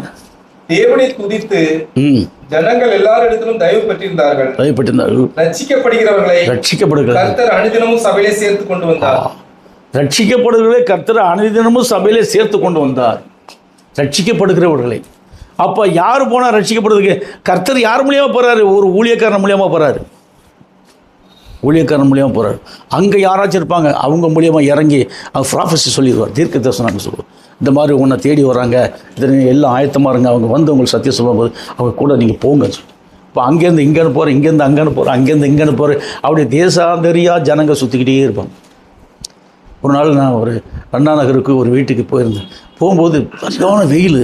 அப்போ நான் நினச்சேன், ஆண்டவரே இவ்வளோ வெயில் அடிக்கப்பா, எனக்கு வந்து இப்போ நான் சொல்கிறேன், எனக்கு பழைய கஞ்சி, அப்புறம் வந்து மாங்காய் ஊறுகாயும் பழைய கஞ்சி இருந்தால், எருமை-தயிர் மாங்காய் ஊறுகாய் பழைய கஞ்சி. நான் கேட்குறேன், எருமை-தயிர் மாங்காய் ஊறுகாய் பழைய கஞ்சி இந்த சாப்பிட்டா நல்லா இருக்குன்னு நினச்சிட்டு அப்படியே அண்ணா சுற்றி ஒரு வீட்டுக்குள்ளே போகிறேன். ஒரு சிஸ்டர், பிரேஸ்லா சிஸ்டர், ஐயா பிரேஸ்லா வாங்க ஐயா, இப்போதாயா நான் வந்து பழைய கஞ்சி எருமை-தயிர் மாங்காய் ஊறுகாய் வச்சு சாப்பிடலான்னு நினச்சி நீங்கள் வந்துட்டீங்க, உட்காருங்க, அது உங்களுக்கு தான். கர்த்தர் சொல்கிறா, என் மகன் வரலாம் வையின்னு சொல்லிட்டா, நான் சாப்பிடல வச்சுட்டேன் அப்படி சொல்லணும். அப்போ எனக்கு என்ன கிடைச்சது? நான் என்ன கேட்டனோ அது கிடைச்சது. அப்போ என்னன்னு சொல்லும்போது கர்த்தர் நம்மளை நடத்துகிறாரு. அப்போ அதை நடத்துதுன்னா நான் உண்மையாக இருந்தால் தானே இந்த நடத்தல் வரும். அதை கவனிக்க. நான் அவருக்குள்ளே உண்மையாக இருந்தால் தான் இந்த நடத்தல் வரும். நான் உண்மையாக இருக்க முடியாதபடி என் பொண்டாட்டி பிள்ளைங்களாம் எனக்கு விரோதமாக நிற்கிறாங்க. எல்லோரும் விரோதமாக இருக்கிறான், ஜெபம் பண்ணுறான். சரி, இந்த பைபிளை விட்டுட்டு ஓடிடணும், கிழிச்சு போட்டு போயிடணும்னு சொல்லிட்டு எல்லாரும் ஜெபம் பண்ணுறான் எனக்கு விரோதமாக. எத்தனை மந்திரக்காரன் ஜெபம் பண்ணுறான் எனக்கு விரோதமாக. எத்தனை பேர் ஏன்னு கேட்டால் டோட்டலி என்னன்னு சொல்லும்போது அல்லான்றபோது யாருன்னு உங்களுக்கு சொல்லிட்டேன், இயேசு யாருன்னு சொல்லிட்டேன், தள்ளப்பட்ட ஆவிகள் யாருன்னு சொல்லிட்டேன். மொத்த பேர் நம்மளுக்கு விரோதமாக இருக்காங்க, சத்தியத்துக்கு விரோதமாக இருக்காங்க. அப்போ இந்த ஆவிகள்லாம் சேர்ந்து என்ன பண்ணும்? நம்மளை எந்த விதத்தில் எங்கே கவுக்கலாம், எப்படி வேணும் மறுபடியும் மோசம் பண்ணி பாவத்துக்குள்ளே போயிட்டானா அப்பா எழுவ மாட்டான், முடிஞ்சு போச்சு கதை, ஓடிடுவான். 4 பேர் சேர்ந்துட்டு திடீர்னு ஆளுக்கு ஒரு அறுவாள் எடுத்துகிட்டு வந்தான். ஒருத்தன் ஒரு இந்த கையை வெட்டினா, ஒருத்தன் இந்த கையை வெட்டினா, ஒருத்தன் தலையை வெட்டினா, காலை வெட்டினா, போடணும், தனித்தனியாக பார்ஸ் பேசி ஓடிட்டான். வெட்டினவன் பூரா ஜெயிலுக்கு போயிட்டான். செத்தவனுடைய மனைவி பிள்ளைகள் கதறாங்க. அரசாங்கம் மற்ற எல்லாருமா சேர்ந்து என்ன பண்ணாங்க, அவங்களுக்கு பெரிய ஒரு நிதியை வாங்கி கொடுத்துட்டான். இவன் செத்து பெரிய நிதியை கொடுத்துட்டான். அந்த ரவுடி பசங்களை ஃபுல்லாக கொண்டு போய் எல்லோரும் அரெஸ்ட் பண்ணிட்டான். ஒரு கூட்ட சமுதாயத்தை கொண்டு போய் ஒருத்தர் சாவுனால, நல்லவனும் கிட்டவனும் சாவுனால என்ன வந்துச்சு? பல பேர். இந்த மாதிரி நம்மளுக்கு சாவு கிடையாது, முன்னூறு நம்மளுடைய என்ன சொன்னால் ஈடுபாடுகள், கர்த்தருக்கான நம்மளுடைய உழைப்பு, கர்த்தருக்கான நம்ம பாடுகள், படக்கூடிய பிரயாசங்கள்னால ஆத்மா ஆதாயம் செய்கிறத கர்த்தர் எப்படி நம்ம விரும்புகிறாரோ அதேபடி நம்ம விரும்பி செய்ய நம்மளுக்கு என்ன கிடைக்குது? பரலோகத்தில் என்ன கிடைக்குது? பரலோகத்தில் நம்மளுக்கு கிடைக்கிறது என்ன? மிகுந்த பலன் கிடைக்கிறது. அதை கர்த்தர் ரொம்ப திட்டமும் தெளிவுமாக சொல்கிறாரு. அடுத்த வசனத்தை படித்தீங்கன்னா சொல்லும்போது சொல்கிறாரு, இப்பொழுதும் எங்கள் தேவனே, நாங்கள் உமக்கு ஸ்தோத்திரம் செலுத்தி உமது மகிமையுள்ள நாமத்திலே துதிக்கிறோம். கடைசியில் என்ன சொல்கிறான்? இப்பொழுதும் தேவனே, நாங்கள் உமக்கு ஸ்தோத்திரம் செலுத்தி உமது மகிமையுள்ள நாமத்தை நாங்கள் துதிக்கிறோன்றான். ஏன்னு கேட்டான், ஏன் இதை சொல்கிறான்? அப்போ தாவீது எவ்வளோ பெரிய கொடூரமாக இருந்தவன் கடைசி நேரத்தில் மனம் திரும்பி கசறான். அப்போ கர்த்தர் என்ன பண்ணார்? அவனுடைய வேண்டுதலை, அவனுடைய ஜெபத்தை, அவன் செய்த தான தர்மங்களை அவன் இந்த இஸ்ரவேல் ஜனங்களுக்காண்டி உயிரை கொடுத்தான். உயிரை கொடுத்தான். இன்றைக்கு ஆவிக்குரிய இஸ்ரவேல் ஜனங்களை கொண்டு வருவதற்காண்டி நம்ம உயிரை கொடுக்குறோம். தாவீது அந்த காரியத்தை மனுஷிக்க முதலே செய்தான். நம்ம இன்றைக்கி அவனுடைய இதை பின்பற்றக்கூடிய காரியத்தில் அபிஷேகத்தை பெற்றுக்கொண்டோம். என்ன சொன்னான்? ஆவிக்குரிய ரீதியில் இன்னைக்கு இந்த சத்தியத்தில் முன்குறிக்கப்பட்ட வித்துக்களை எல்லாம் கூட்டி சேர்க்கறதுக்கு நாம் முழங்கால் போட்டு ஜெபிக்கும் போது கர்த்தர் என்ன பண்ணுவார்? நம்முடைய ரட்சிக்கப்படுகிற அனுதினமும் சபையில் உனக்கு முன்னாடி அவர் போவார். அந்த வசனத்தை மறுபடியும் ஒருத்தர் படிச்சுங்க. அப்போ சார் 1:47 2:47 மறுபடியும் படிச்சிருங்க. அதை தேவனை துதித்து ஜனங்கள் எல்லா இடத்திலும் தயவு பெற்றிருந்தார்கள். ரட்சிக்கப்படுகிறவர்களை கர்த்தர் அனுதினம் எப்படி சேர்த்தார்னா உங்கள் மூலியமாக தான், அப்போஸ்தலர்கள் மூலியமாக தான் சேர்த்தார். அவங்க போய் சத்தியம் சொல்லி தான் அவங்க வந்தாங்க. சவுல் எவ்வளோ பெரிய திமிரு பிடிச்சவன், அவனுக்கு போய் சத்தியம் சொல்ல போச்சுறாரு கர்த்தர். அனனியா தானே போனான், போய் சொன்னான், கையை வச்சான், கண்ணு செல் நீங்கிச்சு, கருத்துச்சு. அவன் உடனே ஞானசனம் பெற்று. அப்போ அந்த ரட்சிக்கப்படக்கூடிய அந்த எண்ணம், இருதயம் தேடி கண்டுபிடிக்கணும். அது கண்டுபிடிக்கிறது யார்? தேவ ஆவி உங்களுக்குள்ளே இருந்து கண்டுபிடிப்பார். நீங்கள் தேவ ஆவியை பெற்றுக்கொண்டு, இப்போ நான் சொன்ன வசனங்களே தேவ ஆவியாக இருக்குது. நான் உங்களுக்கு சொன்ன வசனங்கள் தான் தேவ ஆவியாக இருக்குது. நான் உங்களுக்கு சொன்ன வசனங்களே ஆவியாக இருக்குது.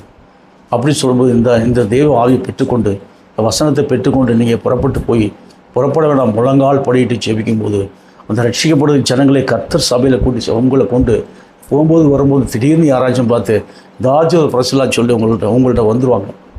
ஆனால் அவங்க வரக்கூடிய அளவுக்கு கர்த்தராக உங்கள் மூலியமாக கர்த்தர் போய் தேடி கண்டுபிடிச்சி கொண்டு வந்து உங்கள் கையில் கொடுக்கக்கூடிய அளவுக்கு உங்களுடைய ஜெபம் இருக்கணும். அப்படி இருக்கா? இல்லைன்னா இல்லைன்னு சொல்லு, இருக்குன்னா இருக்குன்னு சொல்லு. 5 நிமிஷம் டைம் தரேன், அப்புறம் இப்போ இதை முடிச்சுட்டு பிற்பாடு டைம் தருவேன். புரியுங்களா?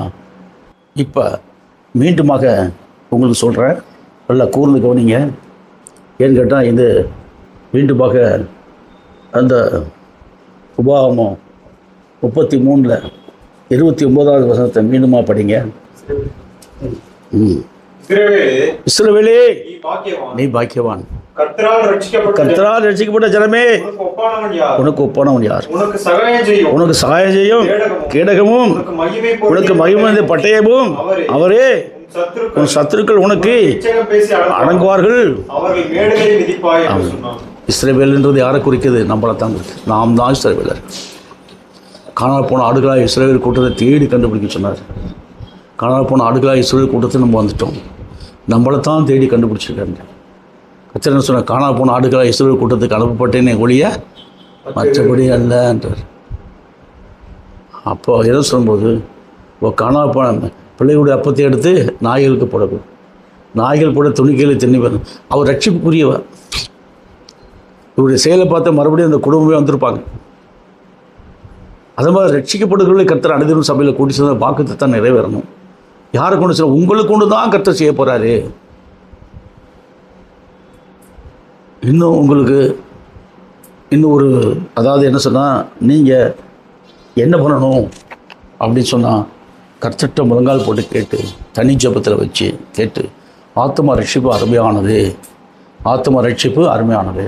இன்றைக்கி ஆத்மா ரட்சிப்பை கர்த்தர் எங்களுக்கு தரப்போகிறீர். இப்போ முழங்கால் போட்டு ஜெபிக்க ஆத்மாக்களை கர்த்தருக்கு தருவார். உண்மையான வித்துக்களை, சத்தியத்திற்கு வித்துக்களை கொண்டு. ஏன்னா இந்த சத்தியம் இந்த இடத்துல இருக்க வாட்ஸ்அப்பில் போட்டுக்கிட்டே வாங்க.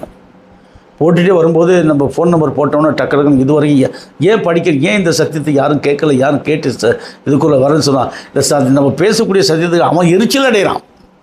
அவனுக்குள்ளே எரிச்சலை நாவை பிசாசை ஊற்றி விட்டான். சத்தியத்துக்கு செவி கொடுக்காதபடி செவிட்டு விரியனை போல் ஆக்கி விட்டான். சர்ப்பங்களையும் தேள்களை மிதிக்கவும் சத்துரு சகல மேற்கொள்ளும் உங்களுக்கு அதிகாரங்கள் ஒன்றும் உங்களை சேதப்படுத்த மாட்டான். அந்த வாக்கத்தை அவனுக்குள்ளே நம்மளுக்குள்ள சர்ப்பங்களும் தேள்களும் அவனும் தான். ஏன்னா சர்ப்பத்தின் நாவி தேலின் நாவி ஊற்றப்பட்டால் தான் சத்தியத்தை நிராகரிக்கக்கூடிய ஆளுக்கு. இன்றைக்கு உலகத்தில் சத்தியத்தை நிராகரிக்கக்கூடிய ஆய்வு சொல்லும்போது சொன்னோம், ஐயோ ஆண்டவரே எங்களை பாதாளத்தை போச்சலாத ஓன்னு கதறது போய் என்ன செய்ய, இந்த பண்ணி கொடுத்தல போச்சு போகன்னார், போயிடுச்சு. டமாலும் போய் விழுந்துச்சு, செத்து போச்சு. பண்ணியை மேய்க்க பண்ணிக்காரன் சும்மா இருப்பான், பண்ணிக்கு சொந்தக்காரன். பண்ணியை மேய்ச்சவனை மொத்த பேரையும் கூட்டிகிட்டு எல்லாரையும் காலை கை கட்டி அதே மலையில் தள்ளி விட்டான் கீழே. இப்போ இந்த பண்டிகைலாம் எப்படி வந்துடுச்சு? மக்களாக தள்ளி விட்டவங்கள இவன் தான் ஊழியக்காரன். இந்த பண்டிகை நான் யாருக்குள்ளே வந்துடுச்சு? மக்களுக்குள்ளே போயிடுச்சு. மேய்ச்சவன் ஊழியக்காரன் ஆகிட்டான். அன்றைக்கு பிசாசு இதை பேஸ் பண்ணி அவன் சபையை உருவாக்கிட்டான் ஏசண்ட நாமத்துக்கு. புரியுதா? இப்போ ஏசண்ட நாமத்து சபை நடத்துறது யார்? பன்றி மேய்த்தவன். அப்போ அங்கே உள்ள ஜனங்கள்லாம் யார்? பன்றி ஆவியை பெற்ற மக்கள். இப்படி கொண்டு வந்துட்ட பிற்பாடு இந்த ஜனங்களுக்கு சத்தியம் சொன்னாலும் புரியுமா? அதுக்குள்ளே தெரிந்து கொள்ளப்பட்ட பாத்திரம் தெரிந்து கொள்ள வித்து அதுக்குள்ளே இருக்குது. அதுக்கு தான் நம்ம போராடி ஜெபம் பண்ணணும். எப்படி கொண்டோம் 1-2 வித்துக்கள் வந்தாலும் எல்லாம் வந்துடும். புரியுதுங்களா? சரி, செய்தி முடிஞ்சு போச்சு. கர்த்தர் கேட்ட செய்தி பிரகாரம் கர்த்தர் ஆசீர்வதிப்பாராக. நான் ஜெபம் பண்ணி முடிப்போம். கர்த்தாவே ஸ்தோத்திரமானவரே, எங்கள் ஜீவன பலனமானவரே, பரலோகத்தின் மகத்துவமானவரே,